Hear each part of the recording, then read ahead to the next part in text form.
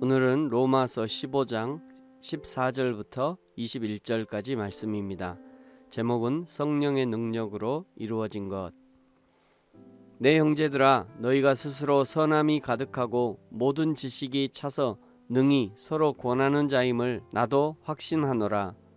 그러나 내가 너희로 다시 생각나게 하려고 하나님께서 내게 주신 은혜로 말미암아 더욱 담대히 대략 너희에게 썼노니, 이 은혜는 곧 나로 이방인을 위하여 그리스도 예수의 일꾼이 되어 하나님의 복음의 제사장 직분을 하게 하사 이방인을 제물로 드리는 것이 성령 안에서 거룩하게 되어 받으실 만하게 하려 하심이라.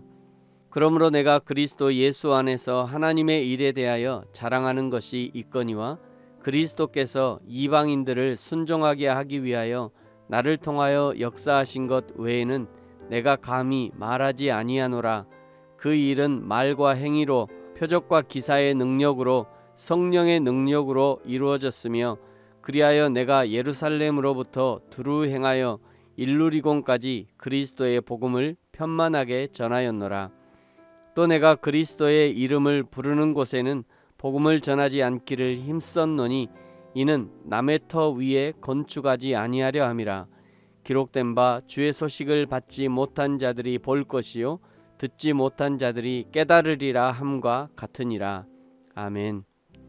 15장의 전반부 8절에서 예수님이 할례의 추종자, 즉 할례를 받으신 것은 이방인들이 하나님께 돌아오게 하기 위함이라고 말하면서, 그것을 위해서 그리스도인은 이타적인 삶을 살아야 한다고 권면했었습니다. 오늘 15절에서는 바울이 이 로마서를 왜 썼는지 이유를 알려주는데, 내가 너희로 다시 생각나게 하려고입니다.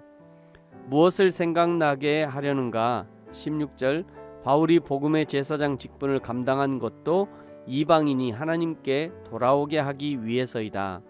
18절, 이방인들을 순종하게 하기 위해서 바울을 통해 역사하셨다. 19절, 이방인이 돌아오게 하기 위해서 예루살렘에서부터 일루리곤까지 그리스도의 복음을 편만하게 전했다. 신학자들도 어렵다는 이 로마서를 바울이 로마에 있는 성도들에게 쓴 이유가 무엇인가?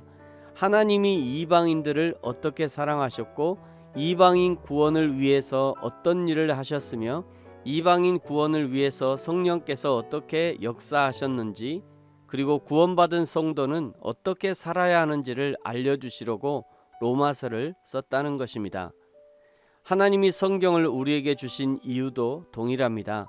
하나님이 나를 어떻게 사랑하셨는지, 그 사랑 때문에 하나님의 독생자를 이 땅에 보내신 것과, 하나님의 독생자 예수 그리스도가 나의 모든 죄를 지시고 십자가에서 그 생명으로 해결하셨다는 것과, 그 구원의 과정에서 성령께서 어떻게 역사하셨는지, 그 하나님의 구원을 알게 하시고 깨닫게 하시려고 창세기로부터 요한계시록까지 우리에게 주신 것입니다.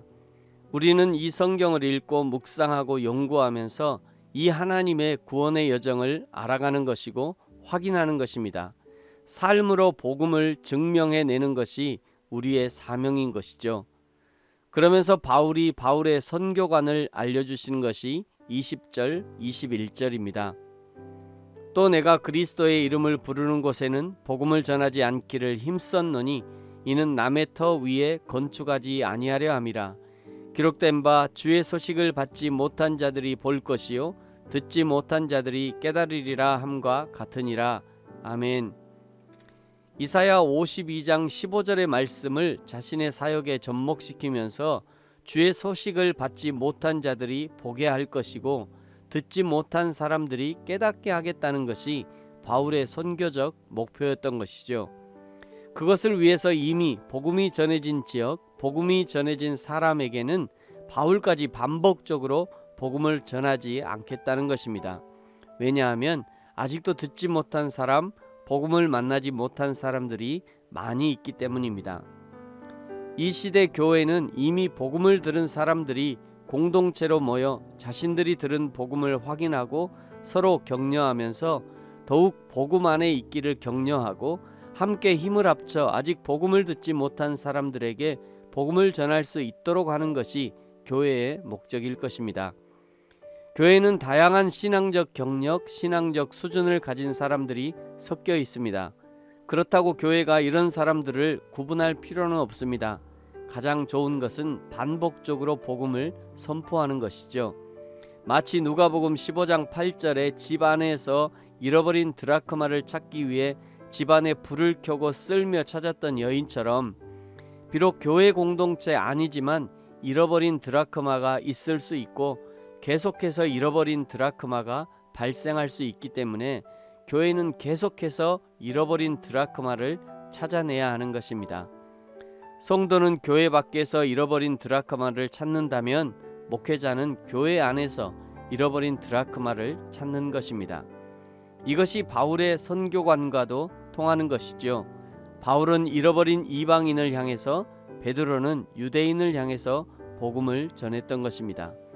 저와 여러분이 우리 각자에게 주신 사명의 자리에서 각자의 은사와 재능을 가지고 잃어버린 한 영혼을 찾아내는 영혼 구원의 사역을 감당하기를 예수님의 이름으로 축복합니다. 아멘. 기도하겠습니다. 하나님 아버지 감사합니다. 하나님이 성경을 우리에게 주신 이유는 하나님이 어떤 과정을 통해 우리를 구원하셨는지, 예수님은 인간 구원을 위해서 어떤 일을 하셨고 십자가에서 어떤 일들이 일어났는지, 그리고 성령은 구원의 과정에서 어떻게 일하셨는지를 알려주시려고 우리에게 성경을 주셨습니다. 오늘 예수 그리스도를 믿는 우리 모든 성도들이 성경을 통해 하나님의 마음과 역사를 알게 하시고 한 영혼을 찾으시는 하나님의 마음을 알아 나를 보내신 삶의 현장에서 부지런히 영혼 구원에 힘쓰는 저와 우리 모든 성도들이 되게 하여 주옵소서. 감사합니다. 예수님의 이름으로 기도합니다. 아멘.